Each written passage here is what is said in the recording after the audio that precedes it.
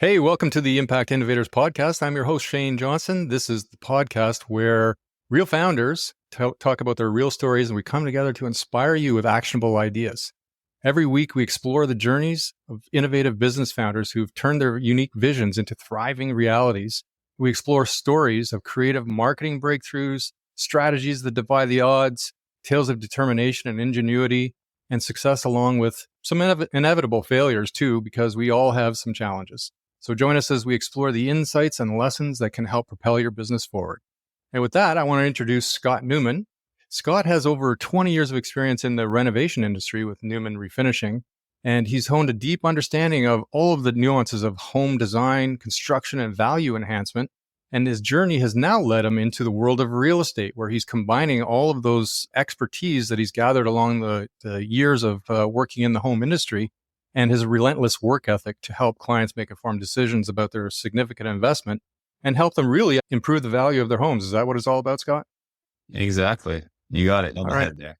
Why don't you tell us a little story about how this all came to be? And my parents actually had a flooring business that they purchased in the late 90s. So I was a teenager at that time. And then about 10 plus years later, they were looking towards retirement. And I didn't like the way the industry was going. That's when the big box stores and stuff came in. But the internet was pretty young back then. We sold a lot of product-based stuff, but we weren't in the service-based aspect of flooring that much. So I started experimenting with different things like Kijiji, Craigslist. There was a service called Service Magic that's now known as Home Advisor. And I had a young fellow who worked for a company and separated from that company, wanted to start a business on his own, but he had no clue how to run a business. And it just so happened he was in hardwood floor refinishing, which is actually not something that we sold product, not services. So I started playing around with it and experimenting towards the end of my parents' time at the flooring store. And the internet, you got to keep in mind, there was no phones back then where people were on like smartphones and whatnot. I just started playing around with different things and I was surprised. I was trying to tie in both the two businesses, my parents and this new venture. But nobody really cared about carpet and tile, but they loved about this hardwood floor refinishing. And it was just like hitting it, lead after lead. And we were getting lots of clients. I started looking into it more, and you can't make that much money just working with one technician. That's a one-man show because there's only so much capacity they have. So I started expanding out into the greater Toronto area. If you know the Southern Ontario area, Hamilton's an hour away from Toronto. And Toronto's got a lot bigger population. Through a distributor, I ended up getting a few partners from it. And there was a service called Homestars that I was using at the time, which was a third-party review validation service. Now, this is something that's actually going to tie into what's important today. There wasn't really anybody that were doing reviews. And if you put reviews, you put it on your own website. I started using this third-party verification service. And sure enough, it took a year or two till I really started building up reviews because it takes time, especially when people aren't on computers as often. And when I expanded out to Toronto, the lead flow was insane. And people were calling me saying, you came highly recommended. And I'll be honest, I didn't know where these people were coming from. And I asked them, like, who referred you specifically? They're like, nobody. I just saw your reviews online. And you got to paint a picture back then. There weren't Google reviews back then. There weren't third-party verification services. And I was using this service and people were and they didn't even question the price. They just said, you out of three bids, whether you were the cheapest or the most expensive was irrelevant. They were like, you came highly recommended. You're the only one that we could trust because you got all this validation online. So unless it was like a referral from like a friend or a neighbor. So this was revolutionary back then, which has become the norm today. So yeah, things just expanded out through that time period. The only thing though with the internet is it's ever changing, right? So when social media became popular, the service that I had really had a barbell approach. I wanted to provide good quality service to the homeowner, but at the same time, I wanted to provide a good quality business service to the contractor. Like I said, I partnered with that young gentleman who didn't really have a business acumen. The key in renovation business, if you picked up the phone, even today, it's the same thing, whether it's an email or text. But back then, pick up the phone, call somebody, keep them updated, communication really And that was all you had to do back then. And even today, in some sorts, it's still the same. And having that third-party verification online, which was revolutionary back then, really was a game changer for what we were doing. However, with social media coming out there, I was more focused on the review aspect, not so much the Facebooks, the Instagram and whatnot. And now there was more contractors, renovators that were able to post stuff on the job site. So that conflicted with the service I was offering because I was helping both contractors and homeowners. Now homeowners can reach contractors directly, and my contractor partners who appreciated the service I offered were like, some of them were like posting their own stuff and generating their own business from it. Now, in the beginning, it was that easy, but then as things like keep evolving over time, and that's the ever challenge with it. Business goes up, shoots up. I had that third party verification, and then things take a dip when technology or what's the new thing. So the one thing that I found challenging was always staying on top of the latest, greatest thing. And then we're very cyclical in our business. So staying on top of the economy was an issue because when interest rates go up or there's an economic dip, our business is very cyclical to that. So there's no excuses, but being in a specialty of sales and marketing, you got to look at yourself in the mirror. It doesn't matter what economic condition you're in. You got to be responsible and find a way of attracting that clientele no matter what the situation is. This is interesting. It's very intriguing because as I hear you telling the story, I have this vision in my head of Gary Vaynerchuk. He's a big marketing guy, but he got his start with his parents' or father's wine shop business. Yeah. So really interesting stories where you start out with something that's maybe a more traditional kind of a business and then explore ways of bringing it to a new market or getting it out there, to getting your message out in a different way using the various platforms that started to evolve.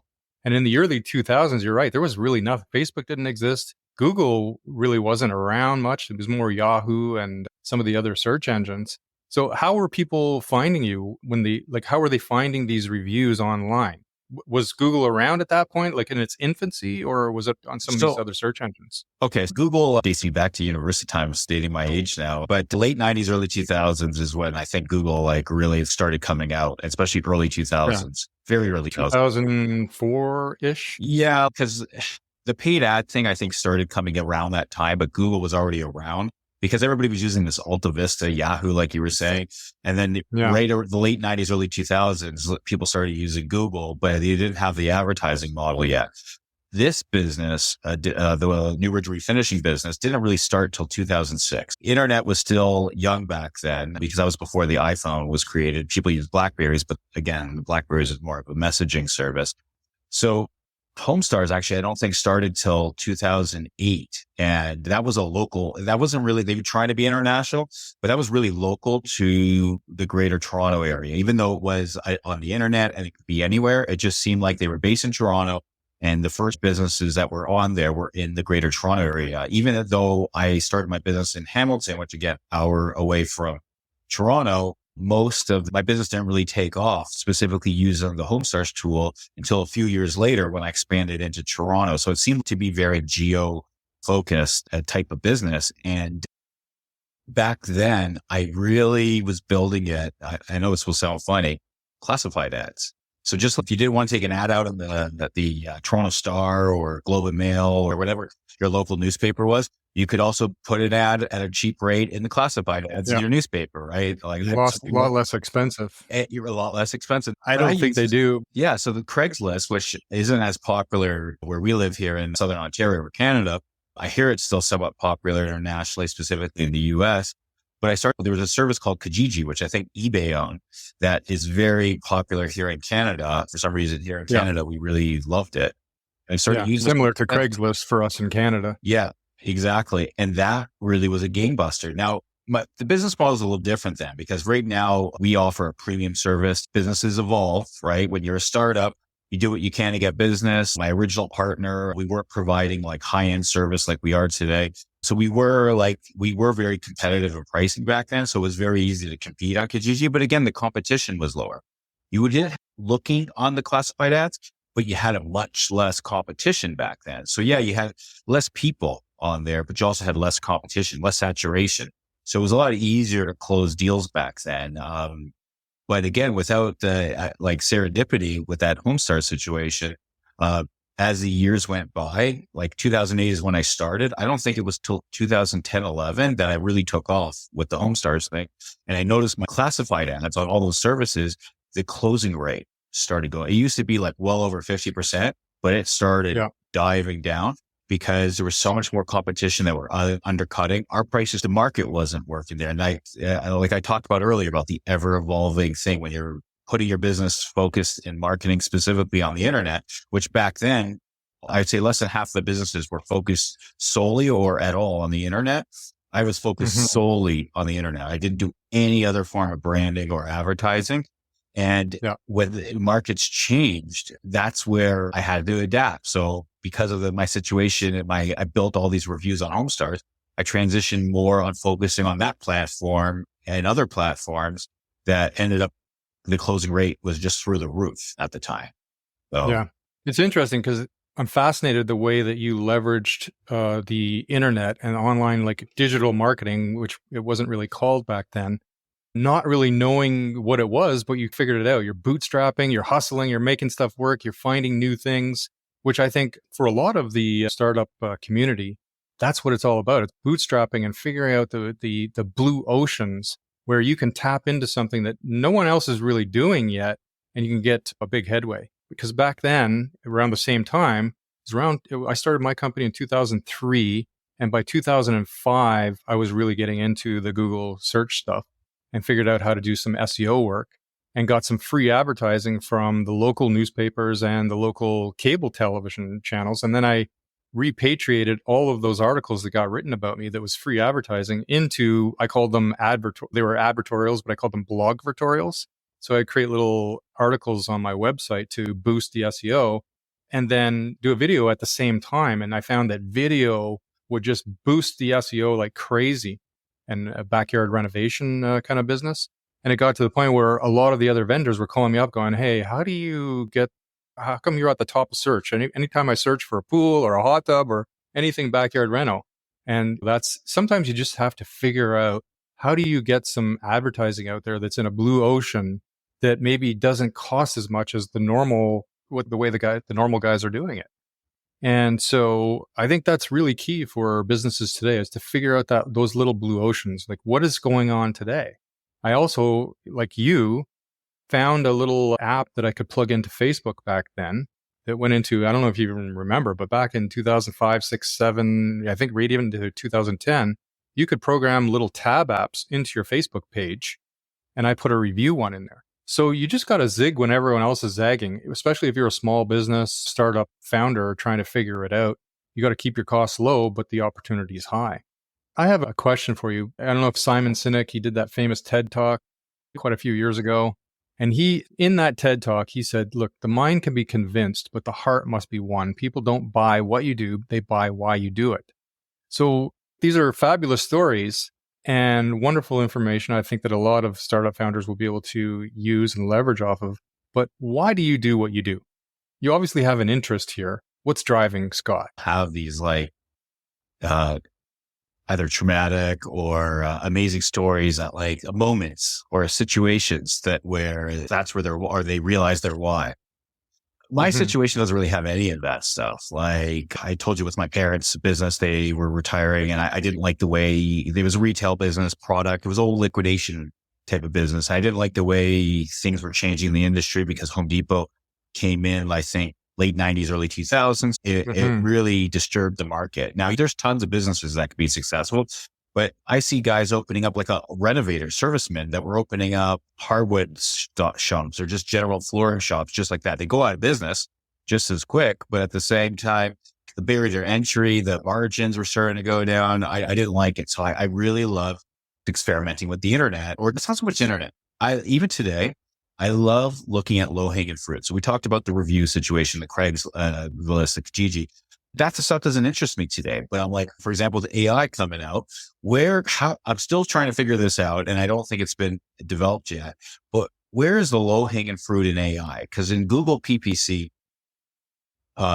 it's completely different now. But back then, I experimented a bit with it, and it was literally shooting fish in a barrel. You didn't I hear your story, of your situation with the hot tub business that you had and all these all the money and the expertise that you put into it. Like I credit you for that. Like all my strategies were just simple. What's the easiest low hanging fruit thing that I can leverage? I don't know if you ever heard of The One Thing by Gary Keller, but Yeah, I love that.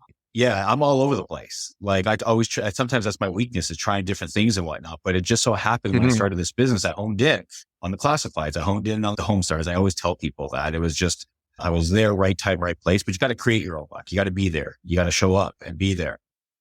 But just going back to like your question of asking me what my why is, the one thing I've found, and I've spoken to people even recently tell me this, they found me to be an amazing connector of things. So you're not going to have me go in, even though I'm in the business, you're not going to have me go into your house and be the one renovating your floors or sanding your floors. Like I know about it, Right. but I have great technicians that do that type of work. My ability is understanding what does it take to get that contractor to focus just on what he's doing. Like I'm going to find the business. Like that excites me because he's an expert. Being a tradesman is like the hardest thing, in my opinion. It's one of the most valuable businesses that I don't think we value today. Yeah. I don't have that type of mental aspect to learn a trade. I've tried it. It just never worked for me, but one thing I was good at. And my original partner, when I actually went on to a couple job sites, I said, "Hi, how do I do it?" And he said, "Scott, stick to it. It's really good." Give me your hammer. Yeah, exactly. And what I was good at was just finding ways of generating business leads, but not just that. The sales side too was conversing. Yeah. Like I said in the beginning, communication, talking to the customer, because in our industry, contractors have I'm trying to think of the word, but basically like you say that word and people are like, it's a trust factor. We talked about the reviews online and where No people were question. like, yeah, like you come highly recommended really was validation to them. And that's what I'm trying to get at is the validation aspect.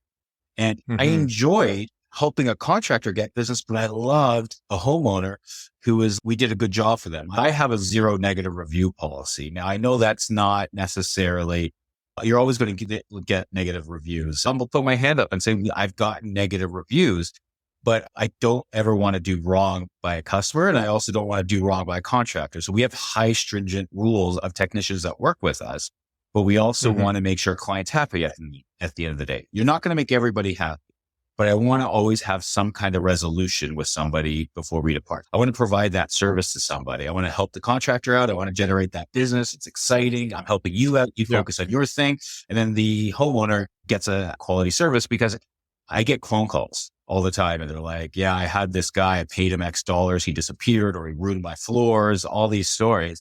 And there's a lot of those kind of stories out there. Exactly. And I just don't know how people do that. It's just not I guess that you could say is my why is I enjoy helping both sides. I enjoy helping good contractors focus on what they're good at and I get the business, but I also enjoy creating the opportunity for homeowners to find us because a lot of these technicians, contractors, specifically back then, but even now, you're not going to find these people because they don't have the marketing power that market are good or bad. It's just some of them aren't good and you're not finding out about these good quality companies and renovators. So to provide a service that, prevents them from contacting the wrong person, that to me, it makes me feel good at the end of the day is knowing that I'm doing something. Because somebody sent this to me, I don't know, it was a week ago or something like that. They asked you, we all want to be successful in business when you're an entrepreneur. Well, what value are you bringing to the public or to the world or to the greater good?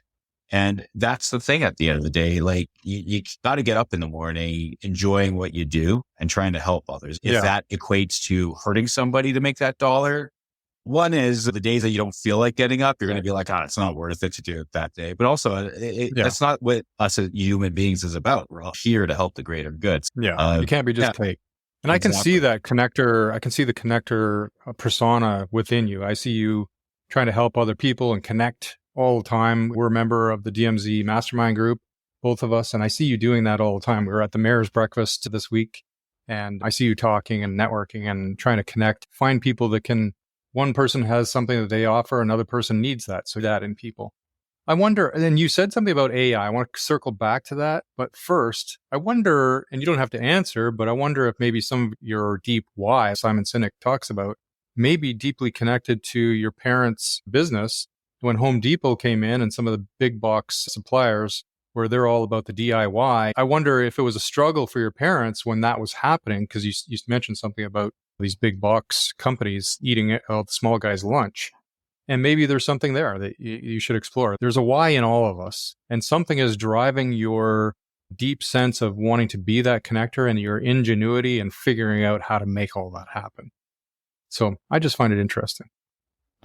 It could be like, go back to what I just said is I remember going on installation jobs for carpet, which had nothing to do with my New Ridge business because it was strictly focused on hardwood floor, refinishing, insulation, all that stuff. But that product actually was not one of the least products we sold. So I would try tile, this and that. I'd be a helper, but I don't know. That wasn't my craft or my skill. But the one thing I was good at was like helping, like I said, that gentleman that came in, my first partner in the refinishing business, he was like, hey, I have the ability to do this. I'm like, yeah, I don't have the ability to do what you do, but I have the ability to help maybe provide the business acumen, answering the phone. You don't have the time or the wherewithal to stay on top of it. That's my either inherent nature, but yeah, I'm sure there is a deeper meaning. I don't know if this is like getting to a therapy session, but yeah, it's brought up a few times to me. That's my strength. It's not so much I don't have an expertise in one specific thing. Like I'll say, Shane, in our conversations, I think you're a genius when it comes to a lot of these marketing strategies. My business is in sales and marketing, and I have an interest in it. But at the end, I don't have any specific knowledge on one thing where I could dive deep into it. A lot of my stuff is surface level, and I tend to focus more on the macro than the micro in a lot of cases. I think that's where my ability is I'm not going to know a lot about the one thing that I always talk about, but I do have this passion in this one area, and I can connect you with the right person that knows this or does that. Or in my business, I plug the pieces of the puzzle in of like, how do I achieve this? I know it's not going to be on me. And that's the one thing I learned. Actually, there's this gentleman who's like probably worth $500 million because he sold half his business and it keeps growing. And he's in the garage door business based in the US. And his key to success was one is the SOPs. What's the acronym for? Standard operating procedures. And he had somebody hone in on that ability or forced him to do this. And now he delegates every little aspect of his life. The reason he grew his company from 20 million to 500 million was because he delegates everything. He has a passion specifically for marketing and a little bit of sales, but he has no passion for the operations, although he did create the SOPs. However, I can't do all this stuff. Even if I love the marketing, I'm trying all these different things. So I need to find the person that is good at the SEO, the person that's good at the PPC, or the operations guy. He hired a COO. And that's the one thing I learned is all the most successful people in the world, or most successful entrepreneurs in the world, they may have been good at something, but at the end of the day, they delegate everything. That's the key to success is how do you find the best people and stay on top of things from a macro level. It's the visionary thing from like the EOS book, where I'm not saying that I'm a visionary, but just in general in business, people are so tunnel vision in their businesses. And when I talk to somebody on a surface level thing, I'm like, oh, I know somebody that can help you with that. Or you give me some information. I'm like, have you thought about this? And they're like, great. How do you do that? I'm like, I know a person that can do it. It's not so much I'm the one that's going to provide a service. I'm not trying to sell them anything, but I know when I look at other people's situations, just like in my situation, somebody will come to me and say, have you thought about this? And I'm like, never would have thought of it. And usually at first I'm like rejecting it. So I know what it's like when you're so focused in your business. And I like talk to people and like connecting them and trying to help solve their problem. So I don't have a strict answer to it, but it's just one of the things that no matter what business I'm in, I've always gravitated to that type of situation or position that I'm in. We're talking about, so you're grazing the surface of something that I think is really vitally important to all business owners, but in particular, startup founders that are just in the emerging early stages, is that your chief cook and bottle washer and finance person. You have to do that. So you need to have a little bit of knowledge about all of those aspects so that you can manage the people that you have coming in. One thing that I find in my business is my best customers are the ones who are already somewhat knowledgeable and educated with marketing. It doesn't matter what marketing, could be digital marketing, could be more traditional stuff, could be copywriting. But if they know something about it, and in particular, if they've tried it on their own, they become my best customers because they know what's involved. And we can have really good, deep conversation about what we do. And then we buy data and they participate in working through the analytics. Because when we do advertising, we're really buying data so that we can decide what works and what doesn't work. And when they are more educated about it, even if it's just at a high level, they're much better customers because they know what's involved and they can help me steer where they want their business to go. At some point, maybe you have one area of expertise that you lean into, but you need to be able to leverage hiring other people to do that work. But if you know a little bit about it, then you become a much better manager for them and for you and for your business. So it's a win. I want to come back to what you were talking about on the AI side, because you said something interesting when we first started talking. You said you're the guy that looks for the one thing, the simple things that have a big impact. And I call them Archimedes levers. If you've got a lever and a fulcrum, you can move with little effort, you can move a larger object. Buckminster Fuller called it the trim tabs. They called them trim tab Bucky, because a trim tab is the little tab that's on the rudder of a ship. And so when you steer a ship, they don't move the whole rudder because that's hard to do. They'll move the little trim tab and then that moves the rudder. So if you can find those little things that help move something big by taking a small effort, then you're going to get big wins. What do you think as that relates to the world of this ever-evolving AI? It seems like there's some new software or some new company pumping something out that's AI related. Do you have any insights, or have you tried some things that you think might be that Archimedes lever or that one thing that's going to help? Yeah. So I think we all use AI, even before the whole ChatGPT thing. And I love ChatGPT. I have a premium subscription. I try all the different AI services to an extent. From a surface level, again, I don't dive deep into it. Like some people are really down and create their own AI tools, but that's just from an operational perspective. Going back and how I started with classified sites, the Homestars, which none of these services are great anymore. I'm not saying that they're horrible. I'm just saying they're not great. It's hard enough to run a business. So you want to find not just the one thing, but you also want to find the one thing that's like that low hanging fruit that you can really focus on. You could put all your time and energy into servicing a client or focusing on your business and utilizing this one tool to leverage, because you still have to work long hours to run a business. But it's two things. I work so hard on getting all this marketing, that I work on running the business and then the sales and servicing all these different aspects. I think as human beings, it's our nature is to find things as easy as possible. So classified sites were good at one time. The Homestars thing, Google PPC, which nowadays you think it's crazy. It was probably the easiest, best tool to use. I think we're talking 15 plus years ago. If you're young, you're probably scratching your head going, what? But that's what it was. Yeah. Now it's quite expensive to use. Yeah. I think it was, so the say around 2005 to 2015 max was the sweet spot. Yeah. I think even by 2015, it was already completely starting to change a lot. But we're in this situation today with AI where, I'll be honest, I know the big Copilot. I'm not an Apple guy. I'm a Microsoft guy. So I have it already built in all my browsers and stuff. They're all built on the same thing. Whether it's just a random question, I'll ask the AI because it gives you a better answer. Now, if you're searching for a product or a service, you still go up Google and all that stuff. But let's say I damaged my hardwood floors. How do I fix it? If it's a more intuitive question, you're going to ask the AI. And I noticed when I searched for something technical, because I'm the least technical guy, say it was something to do with cars. And I noticed there was this was in Copilot specifically, there was links to Honda and other things. And then I investigated it further and I found out there were some big Fortune 500 companies that were putting ads within the AI. I haven't really delved into it too much because I haven't gotten clear answers. But I'm thinking, let's go back to the Google PPC 10, 15 years ago.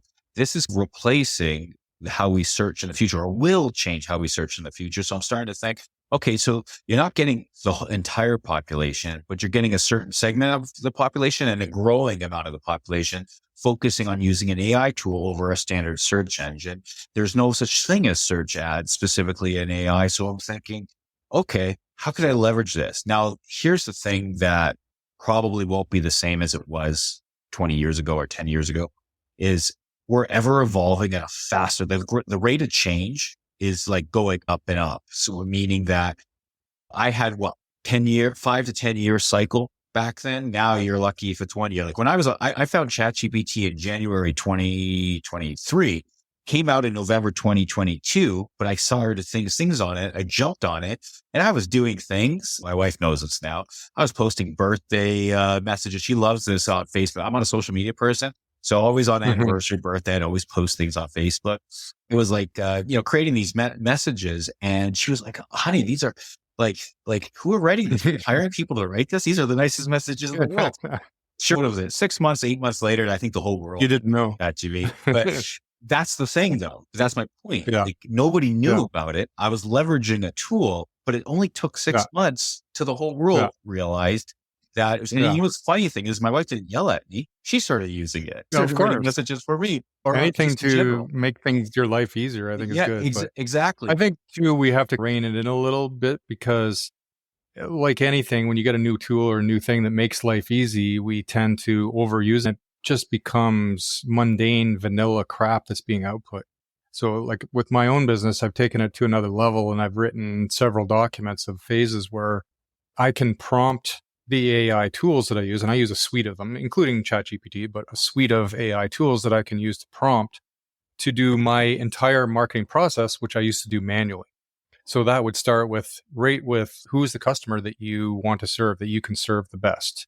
Okay, who are they? Not just demographically, like age and all that kind of stuff, but psychographically. And then what is the emotional drivers that make that person make a decision? Because let's face it, as humans, we make most of our decisions based on emotion and then follow up later with logic. We might say we don't do that, but everybody does.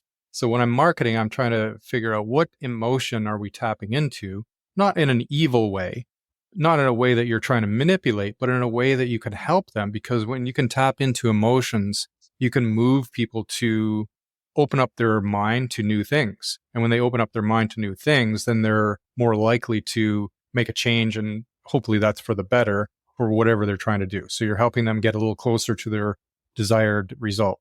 So I have all of these documents that I use to iteratively move the AI through giving me the results that I want, but I have to teach it what to do to give me good output.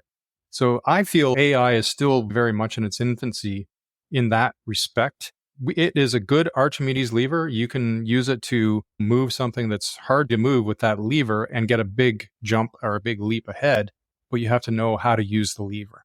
And right now, the AI tools that I see coming out, they do have push button capability, but if you really want to get a good output, you need to learn how to use all the different levers that are available. So it's still a little bit complicated from that perspective, but once you establish some templates, so I'm just trying to put across the idea that if you're an expert in whatever business that you are doing, you've probably done a bunch of things manually. How can you take all of the things that you normally do in your world and automate it by plugging those manual things into the AI automation tools? And you can create your own what's called GPTs, which are, they're just little workers for you. They'll go out and get you the information you want if you give it good input. So I don't know, to me, that's where you got to do a bunch of the upfront work. And maybe a lot of that is already sitting on your hard drive or in your mind because you've been doing that work for so long. You have knowledge and expertise. So take that and systematize it, put it into SOPs, plug it into the AI tools so that you can get them working for you. Now you've got a tool that'll work 7/24 for you tirelessly, but it's based on the knowledge that you have. So you have to feed it your expertise. Yeah, actually, that's another point too. My theory saying it just based on my own business is I would like to figure out how to leverage the AI. It is going to be curious to see how you can grow your business from a sales and marketing perspective, utilizing the AI tools, replacing the PPC and the Craigslist and all the things I've used in the past. Like, how is that going to be today's tools to generate business? But on the other side of it, it's so robust. Really, we talked about the SOP where I was talking about all these successful people. The key to your business is sales, marketing, and operations from a standard operating procedure aspect is because until you get to that level, you're never going to be able to grow your business from an exponential level. Now, here's the thing, and I'm guilty of it. That's one of my weaknesses. I can talk about the SOPs. I know about it, but implementing them is pretty hard. Like somebody like yourself, Shane, I think is incredible because I've seen your structure of how you systemize things. People always talk about AI replacing jobs. AI is creating opportunities for people, entrepreneurs. Now, so like somebody like myself in my position who doesn't have necessarily like a special skill, like a legal, like I'm not a lawyer or a doctor where AI could replace something like that. I'm a user of these tools. And a lot of us are going to become users of these tools. And you're 100% right where the key, I think that universities are going to start, or schools in general, or education platforms are going to teach you how to prompt things or utilize an AI, not be the designer and a creator of an AI. Sure, but that's all technical. That seems to be what everyone wants. They all want to have their own AI software, but you're right. I think prompt engineering is a really big thing. That's what I was calling the levers earlier. Yeah, exactly. What levers to pull. I still need people to, once I've established the process based on the SOPs and knowledge I've had, I still need people to use that and know what levers to pull and then take, because you get the output, even though you've, done all those levers in the right way, you still get an output that isn't perfect. You need people to be able to take all of that stuff and massage it into something that has your brand voice, has the unique way that you help people in the world built into it. All these things need some human interaction. Exactly. And then the next level is, for me anyway, in my world, once you start advertising, one of the biggest things is I'm buying data. I spend hours just analyzing that data to try and figure out the trends to see where the next set of Archimedes levers are. Like, what do we get rid of and what do we double down on that will allow us to move the needle forward? AI can do that now. I can download all that data and tell the AI what I want to analyze and what result I want, and it will figure out what the best stuff is. But I still need people to do that. Yeah. Yeah. And then just to continue on that thought I think it is going to replace certain things, but here's the thing. A lot of us don't execute. And I'm going back to my thing on the SOPs. A lot of us just get busy in the grind, but what this AI tool or ability can, and you can outsource it. But here's the thing is creating an SOP is very difficult. It's tedious, annoying. And actually that's what I'm guilty of. I just don't want it. I don't want to do it.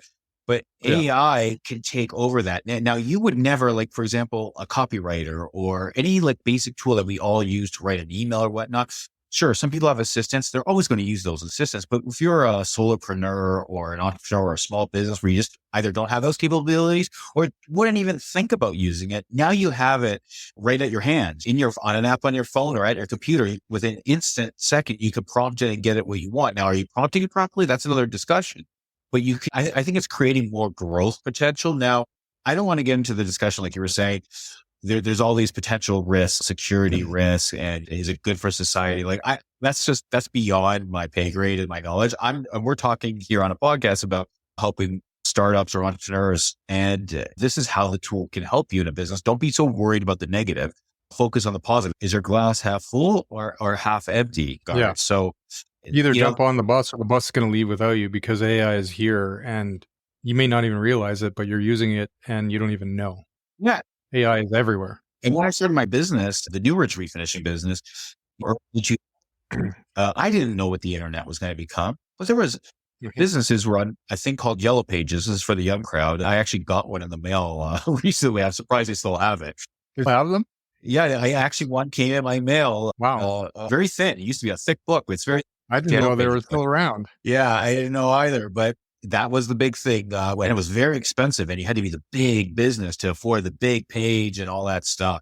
Newspaper print, magazine print ads. And this is what advertisers used to love. There was no way of measuring it. And I heard a former CEO of CBS Media said, you know what we loved about it? It was so easy to sell because you sell the sizzle of what they could get and you couldn't even measure it. Google, he said, was the worst thing for our business because when it came in, now you can measure everything. Exactly. I don't remember the name of the person, but he basically admitted it ruined their whole gimmick. He wasn't saying they were conning people because they didn't know themselves, right? They just thought, hey, you advertise, you get eyeballs on it, and if they're right, it can create business. That was the demise of the traditional newspaper publications. And there was a lot of local ones too, but they were free distribution. So because they were free, they would say, look, our distribution is 250,000. Yeah, but it's free. And when I drive down the street, I see them all in the blue boxes. Nobody even reads them. But still, they would price your ad by size and distribution. And that was the only measurement that they had. They'd go, look, you're advertising to 250,000 people. That's why the cost is so high. I remember back in the early 2000s, the only way that I could get anyone to really see the ad is do it in color and do either a half page or a full page ad.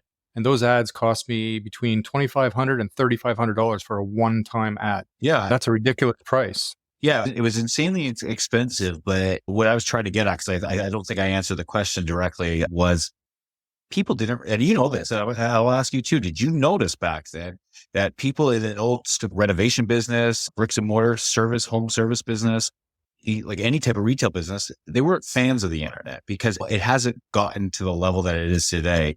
and they were skeptical of it. And I just took advantage of it. I don't want to say it was low hanging fruit. It was convenient because you could do it I was a small guy.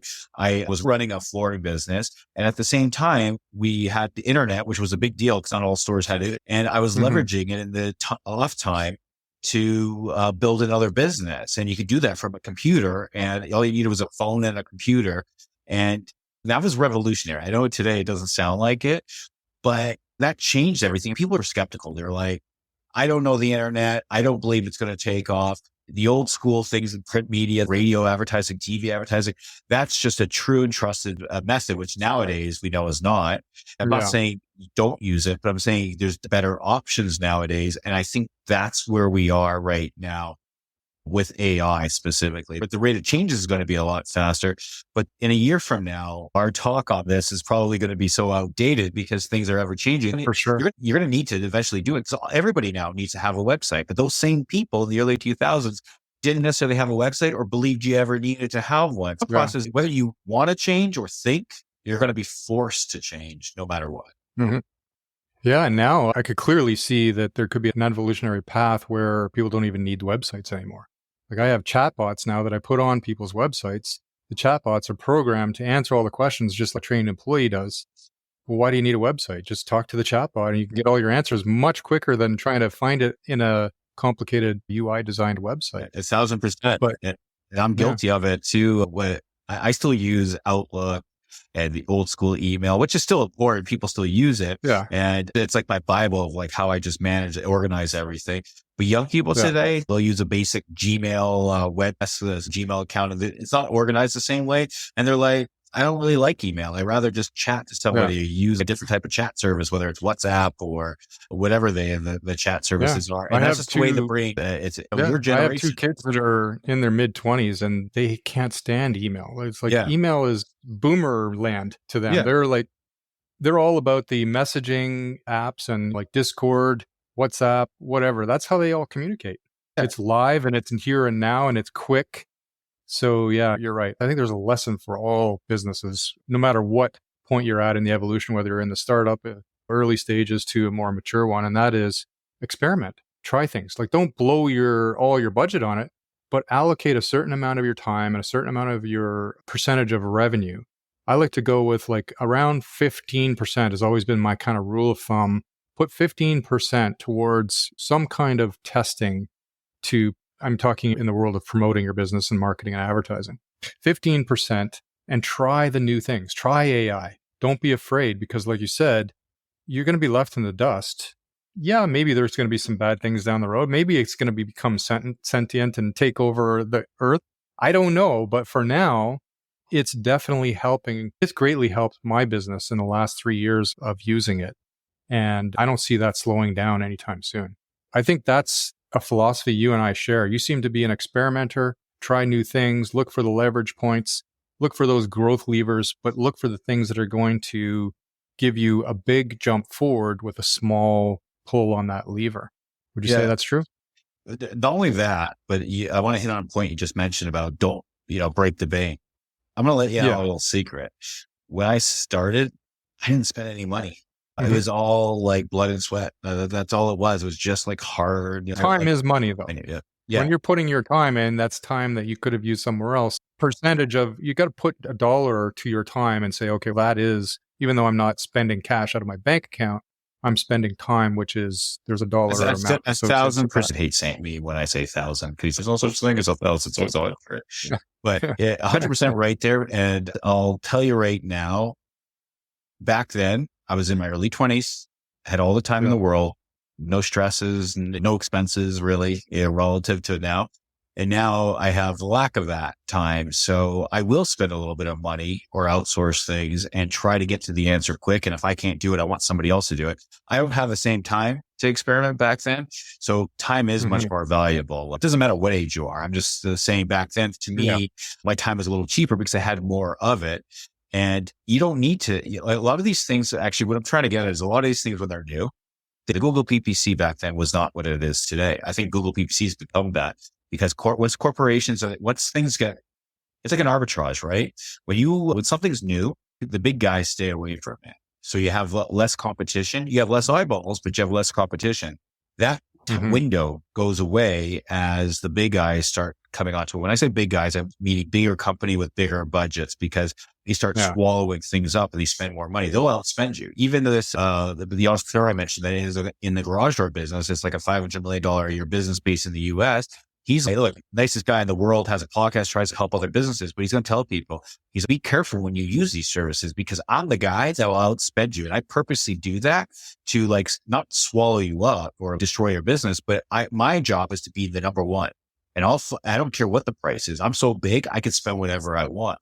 But in the beginning, most of the big companies are not experimenting, because it's like a cruise boat, right? For them to shift and change, it's hard.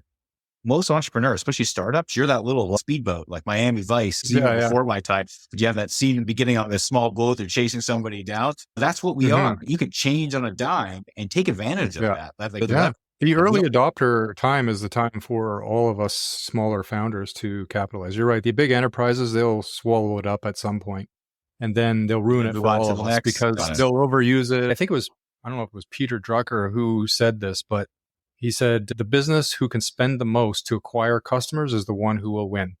And what does that mean? I think a lot of people don't realize it, but in the world of advertising, many companies will spend more than what they get back from that initial customer, because they know that over a period of time, they have all the data. So they know how long does it take to recover and then start to go positive for even as much as 18 months.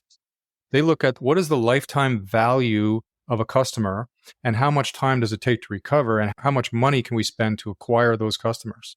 So they'll spend double, triple, sometimes even quadruple the amount that they get back first. So they're not getting an ROI initially, they're getting an ROI over time. Small businesses can't really afford to do that. So you're right. When those big guys grab a hold of this, then we got to find the next new leverage point, the next new growth lever. We got to be early adopters on something new. So staying out on that curve, I think, is important for all of us little guys. Yeah. And I've learned this. Look, we all want to find something and stick to it and just day in, day out, bleed it dry and use it. Because it's not a matter of doing less work to make more. That is the goal. But you still have, when you're a small entrepreneur, you still have the day-to-day stuff. You still have like regular operational aspects of your business, no matter what you're doing, even if you systemize the whole thing. Yeah. But you always got to stay on top of the ever-changing thing. And in the beginning, once the tools I was using became saturated, the competition went up. The closing ratio went from, I didn't have it properly measured back then, but literally on some of the services I was using, the closing rate was well over 75%. And I know some people say, oh yeah, my close rate's 90%.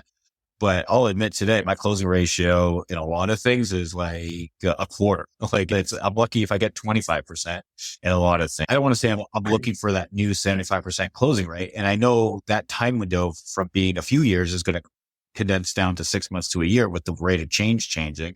But you just got to get used to it and own up to the fact that you always, like you were saying, you got to stay on top of things. If you don't stay on top of things, you're going to be left in the dust. You're going to potentially go out of business. You're going to struggle. You're going to spend more time trying to catch up, because once you fall behind, trying to catch up to the new thing is going to be harder. So if you're always looking for the new thing, and look, I'm guilty of it because I was slow to pivot, because when I found a couple of things that were working great, you know what I mean?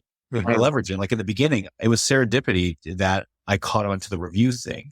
From one platform to another, I hit a real hurdle there. And it took me a long time to learn and pivot and realize that this is just an ever changing cycle. But here's the thing. When you do find something that is low hanging or easy leverage, you got to take advantage of it at that time, because just like I said, the window is going to change. People will sit there, especially engineers, and I don't mean to insult engineers. We'll experiment to make sure everything works out great.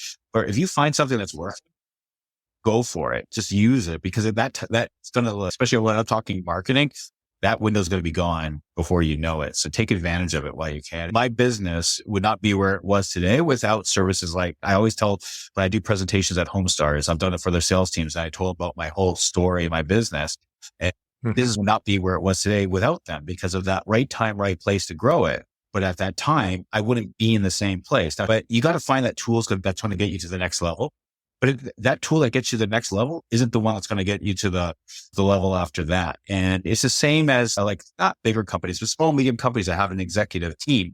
your CEO at 10 million is not going to be your CEO at $100 million year business. It's going to change, and that's okay. You know what I mean? Different rules for different people. So you just ever evolve and ever grow, no matter what you're doing. Yeah. Yeah, I think you're absolutely right. And so like looking out, it's about tools and techniques and tactics and all those new things. So you should be testing and experimenting. And I find, no disrespect, but I find the Canadian small business owner is very conservative in comparison to our American counterparts. Say what you want about the US, but those business owners, there's a lot of small business owners in the US. So I know they're 10 times our size in population, but I think that it's algorithmically bigger in terms of the number of people who have their own small business. But they're much more willing to test things to see what works. If there's any advice I would have for our folks in this community, in this audience, it's don't be afraid to test these things, look for them. And not just outwardly to the new tools and tactics and techniques, but also look to your customer. Your customer will tell you, they'll tell you what they need. Help them find, with your unique capacities and your unique way of doing business and helping your clientele, there's something in there that's a cross intersect between the tools and technologies and the evolution that's happening out there and the service you provide to your customer and what they need. If you can find the intersection of those three things, and believe me, the path is with your customer. They're everything. What do they need that maybe they're not getting right now? If you can find that, you tap into that blue ocean, man, it's going to go crazy for you. So it's not just about the tools and techniques, but how do you do that in a way that is going to maybe lower costs for your clientele or give them something that they can't get somewhere else? And it can be really simple things. Like I know there's a book that I read, I think it was called Growth Levers actually, where they talked about PayPal. And I think this was in PayPal's early days. But what they found was they had they were doing their advertiser, doing whatever they were doing. They're getting a lot of signups. But then what they found was people weren't running transactions through it. That's how they make money. They don't make money from somebody signing up and installing PayPal as a payment method. They make money when you run a transaction because they get a percentage of that transaction. And so by talking to their customers, they just started doing surveys and following up with them and having phone conversations. What they found was that 80% of their audience were small businesses who didn't really have much transactions to run through yet. So they separated it and they started doing something that's very popular in the world of email marketing, which is segmentation. So segment your market. These people need a different service than these ones. So you've got two segments now. 20% of them are great businesses. So they would give them more of a white glove treatment. They got an account manager assigned. They got some special help to help grow the business online. This is like in the early days when a lot of that wasn't happening. And then for the others, they got digital training on how to grow their business or how to get the business started so that they could eventually become part of that 20% too. And when PayPal recognized that, it's like the Pareto principle, 80-20 rule. 20% of your effort gives you 80% of the results. But the opposite, the inverse is true too. If you're spending 80% of your efforts on the things that aren't really working, then you're only getting 20% of the results. So you got to figure out what is that 80-20, divide it, and spend most of your time on the things that are getting you the biggest results. Yeah. And I think it's also disbelief too, is find that low hanging fruit. Like it sounds like we're all looking for a unicorn and a holy grail, the easy way out, but it's not that. It's when you find something that's working and you take advantage of it, utilize it. And I think it's disbelief. Like we just don't believe that something simple or something like when we catch on to something that is new and it's working well, we're like, no, this can't be. We're just ingrained in it. It's got to be hard. It can't be that easy. And if it's easy, it's too good to be true type of thing. You got to put things in perspective. And when you were mentioning PayPal, the story with PayPal, because if you look at the founders or a lot of the people in the executive team in the beginning, some of the richest people or most influential people today. So, no question. Yeah. Anything that they say is good. Yeah. All right. We're just rounding up to the hour. So I want to be respectful of everyone's time, yours and our audience. Just to close this out, I want to make sure we get back to you. I know you've recently started your path in the realtor world. So tell us a little bit about that. And if somebody wants to get a hold of you, how would they do that? So I joined a new innovative brokerage, not your typical brokerage called Rare Real Estate here. And my wife and I are a team together, really the brains of the operation. She'll know you have any question about real estate. She knows prices of homes, everything about all the homes in the area.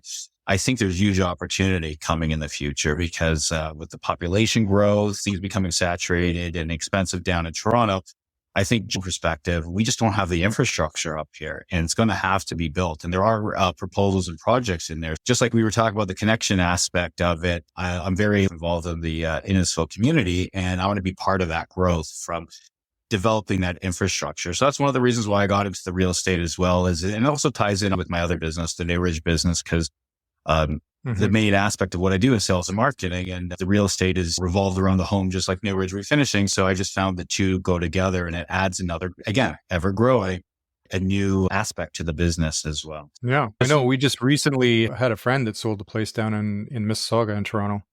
And it was an older place that had been owned by his grandfather. So we had to do a renovation on it. We went and helped him do the renovation on it.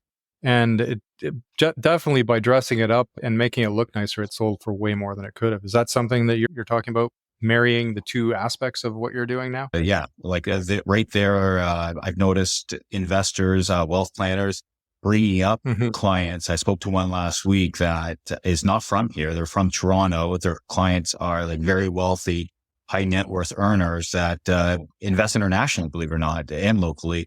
But I've asked them, why Innisfil? Like, I know why Innisfil, but I want to hear why other people do. And it's nice to hear when you hear an outsider who doesn't live here, give an unbiased view. And they see that I'm hearing a lot of mirroring thoughts as well, that they're seeing the same opportunities. And the thing about a town like Innisfil, you could say because we're here and we don't know necessarily about all other small towns, but I have seen other small towns as well. And before I moved up here, I found it very interesting, some of the innovative things that they've done, whether it was like that partnership with the Uber, where it just supposedly was the first small town in North America to do that type of innovative public transit system partnership with Uber. That's great. Yeah, the DMZ partnership. I also they realized they were a small town and wanted to create a tech entrepreneur or even a startup entrepreneur incubator to facilitate that. I think they started it, don't quote me on this, but they started doing it within the town team. They realized it's just going to take too long to develop that and that innovative thought process to let's partner with somebody that's already got the systems in place. You could just like a switch of like a light switch, turn it on and it'll start running. They didn't have to develop it themselves. Yeah. So you need a town to have that futuristic thinking and be able to change. Yeah. They're a cruise boat. We're that speedboat, and so just like Miami a small Vice. business. Yeah, there you go. I never even watched the show. I was like too young to watch this, but I don't know why it popped into my head. That's the image. I like the song in the background. And the town is looking towards that. There's some small towns that just want to stay the way they are. I know you talk to some people in town. They're like, yeah, it's going to stay the same way it is, or it should do this, but it doesn't matter. Yeah. Just like we were talking about, you got to jump on the boat. It's either going to leave you or you're going to go with it. And I already see the change that's happening in the town. I've only lived here for 5 years and it's been a dramatic change. And it's probably, again, ready to change. It's just going to ramp up. I totally agree. I love this little town. It's small, but yet very innovative. They got the Orbit Center that's being planned. I guess they got the site plans already submitted. It's going to take a few years to build, but eventually it's going to be like a live and work in hub with a GO train station coming through. And I think it's going to be wonderful. Great place to live and grow in for your family and commercially. So it's great that you and your wife are taking care of the residential and the commercial side of things. Yeah, well, like right now, residential is the low-hanging fruit because the town hasn't gotten to that level yet. I'm already in talks and talking to investor groups and people out there that are interested and other people that have assets that are either looking to sell or develop. So I'm already in the works of it. But like you said, things like that take time, even including the Orbit as well. That's a project I'm interested in as being involved with as well. Those things take time, but we also have, I don't know if people know this, if you're outside the area, is we also have the unique aspect of being like a cottage area. We got a beautiful lake here, beautiful beaches. Right by the lake. And you got a lot of like opportunity here with upscale homes, on the water and off the water, and just subdivisions. You got like the old school farmhouses and older homes. You got everything here. Like I always hear that we talked about the one thing and the focus, but sometimes when you're in an area like a small town, our focus is the community, right? So whether it's commercial, residential, lakefront, we're really focused on the community in and of itself from real estate and the commercial business development aspect as well. So you said you're part of Rare Real Estate now, and you said it's a unique place. What's unique and different about it? Yeah, think of what's a good comparison. What do we all know? We all know the Remaxes, the Century 21s. Yeah. What I spent it. I don't know if everybody does this, but I spent a month talking to all types of brokerages. And I know at the end of the day, when you're in this business, it's all about you. But you want to work with, just like I said, I always want to work with something that's different. Just like we spent the whole hour talking about how I started my business and the focusing on what is the new thing. So I went out seeking something different, and I didn't like what I was hearing. It's like I'm part of Remax, Century 21. That A, the branding message isn't there, and B, the structure isn't there. With Rare, they have an opportunity. They have a killer rev share plan that if you want to build a team, they actually have the ability to you could rev share with them, share in the profits of the model. So you have a double income source, passive income and growth. One of them is into pre-construction. So they have the ability with commercial development. They have that background.